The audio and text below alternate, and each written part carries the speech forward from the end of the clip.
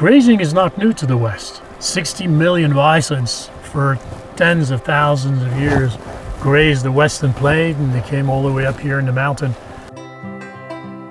The Great Northern Plains of the United States exist in large part due to their symbiotic relationship with ruminants. These ruminants have spent the last 15,000 years mowing and fertilizing the Midwest into one of the most pristine and fertile landscapes the world has ever seen. With the advent of industrial agriculture and economies of scale, we've gotten away from this evolutionary system. But there are those among us who are hoping to change that and reinvent our cattle management system back to the way nature intended.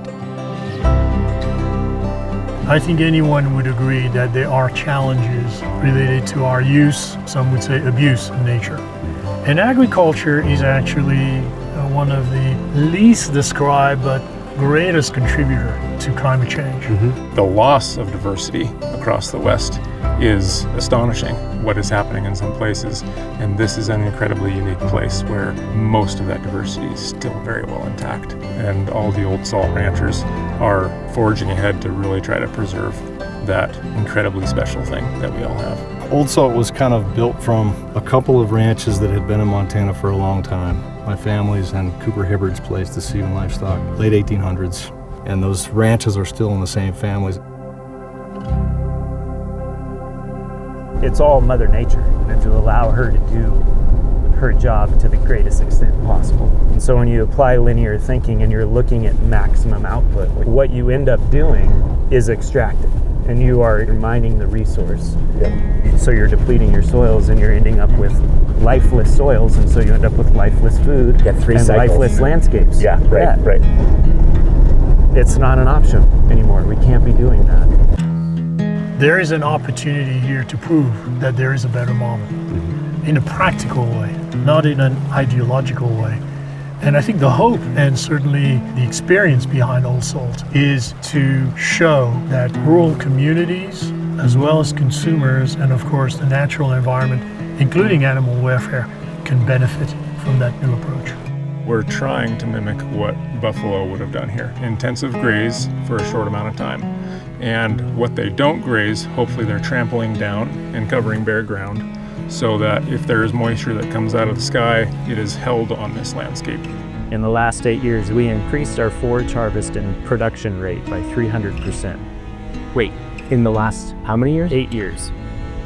300% on average in our winter zone. By grazing non-selectively, we're building soil, we're selecting for our desirable species by default, to the point where it increased our forage productivity and harvest rate by 300% in 8 years. And what makes that even more dramatic is that productivity and harvest rate increase happened in the driest decade in the history of the range. If you leave Mother Nature to her own devices, best of conditions, 100 to 500 years to build 1 inch of topsoil. You enter in management, all of a sudden you're building 1 inch of topsoil in 4 years. That's what's possible.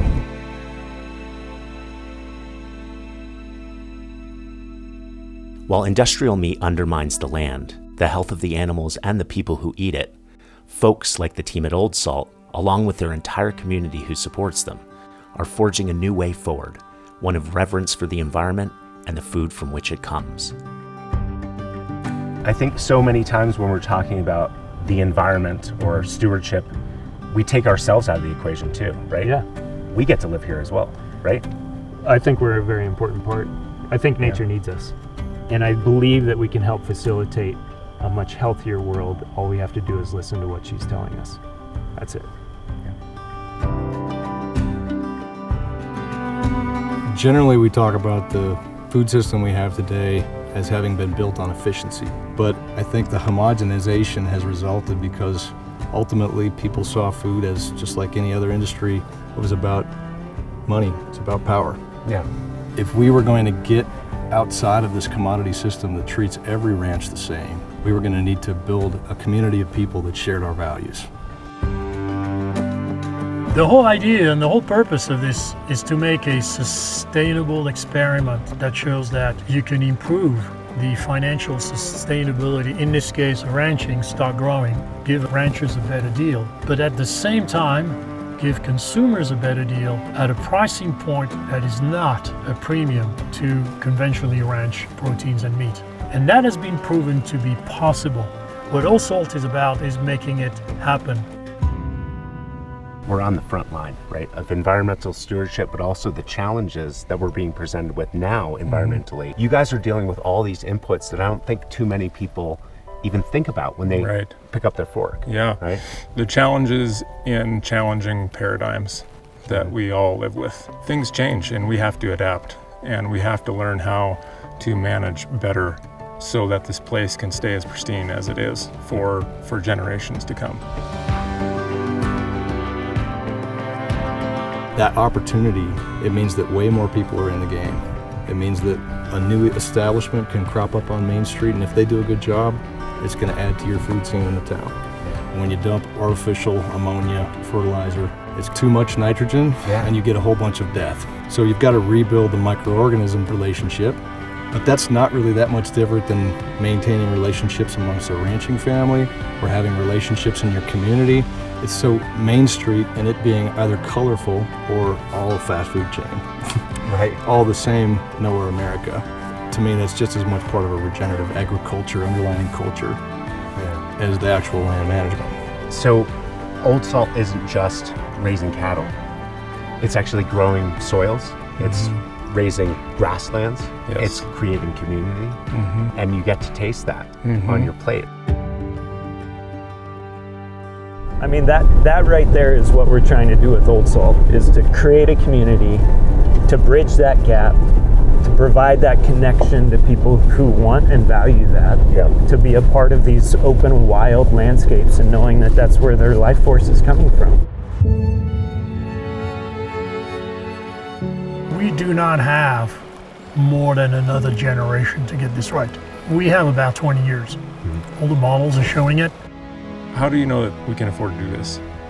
And Cole said, we can't afford not to do this. It's going to take all of us.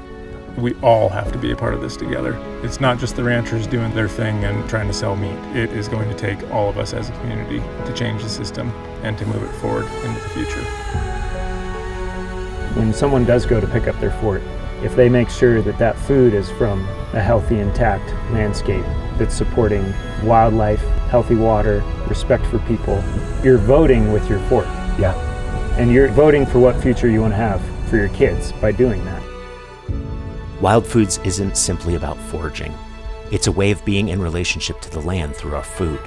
And in that way, we can ensure our environmental future for generations to come.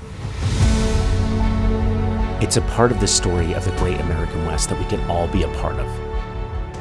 The great buffalo herds were the stewards of these grasslands long before we arrived. And yet within the last 3 generations, we have all but devastated the work it took them thousands of years to accomplish. But there is hope, because these ranchers of Old Salt stand at the vanguard of a new future. One of compassion, community, and reverence for the land, working to restore the natural order and providing us with healthy food.